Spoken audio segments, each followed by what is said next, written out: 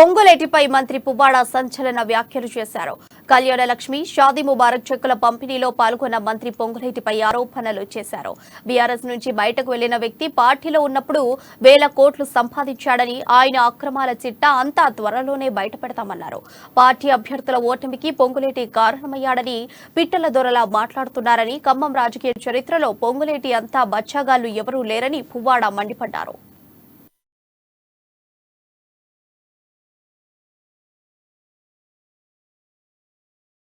Khammam head quarter గా ఉన్న ఖమ్మాన్ని కనీసం పట్టించుకున్న నాదుడు లేడు. కనీసం అట్లాంటి ఖమ్మం ఇవాళ తెలంగాణ రాష్ట్రం వచ్చిన తర్వాత, మరి ప్రత్యేకించి నేను మంత్రి అయిన తర్వాత ఎంత అద్భుతంగా మౌలిక వస్తువుల్లో ముందుకు పోయింది ఒక్కసారి ఆలోచన. అయితే ఈ విషయాన్ని కొంతమంది కళ్ళుండి చూడలేని కబోదులు ఉన్నారు, వాళ్ళకి కనపడతలేదు. ఖమ్మం విషయంలో జరిగిన అభివృద్ధి ఏదైతే ఉన్నదో అది కనపడతలేదు.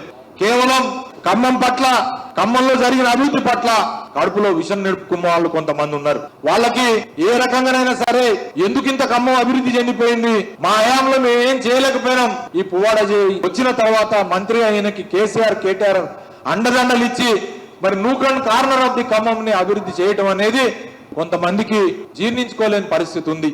అట్లాంటి కొంతమంది కళ్ళున్న కబోదులు పిచ్చి మాటలు మాట్లాడుతున్నారు.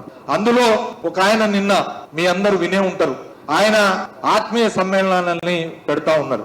ఆయన గతంలో మా పార్టీలో ఉండి 5 నెలల క్రితం వరకు కూడా కేసీఆర్ కేటీఆర్ ని పొగిడి గులాబీ జెండా అండ కింద ఉండి వేల కోట్ల రూపాయల కాంట్రాక్టులు చేసి నువ్వు సంపాదించి బాగా పెరిగినావు, తప్పు లేదు. నువ్వు వచ్చిన రోజున 2016 నువ్వు మే నెలలో